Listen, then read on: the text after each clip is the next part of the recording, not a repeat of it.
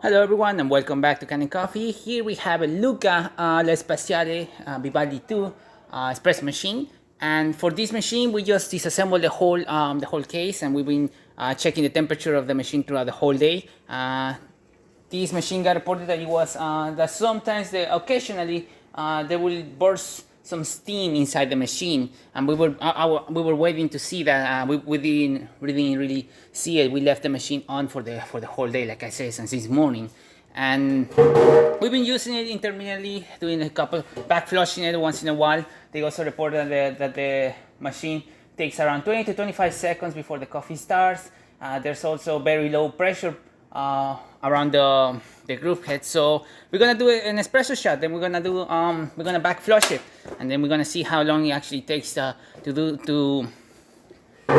see if we can replicate the problem more than anything. So starting with one shot of espresso, let's just test it out. As you can see, the pressure of the bars, and hopefully I pick up the right grind settings for this machine.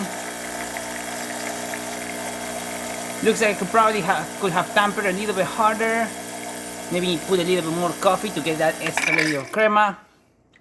As you can see, the coffee started coming up pretty fast. We got a good layer of crema. Could have gotten more better if I use a more finer grind or a little bit more coffee, or tamper a little bit more harder. So just to double check, we're gonna use the blind filter, and then we'll be right back. Okay, now that the blind filter is inside, this is the other coffee. We're just gonna start it again, and we're gonna see how long it takes for the pressure to go all the way to 10. There you go, back flushing perfectly. Water pump reaching all the way to 10 bars, which is great.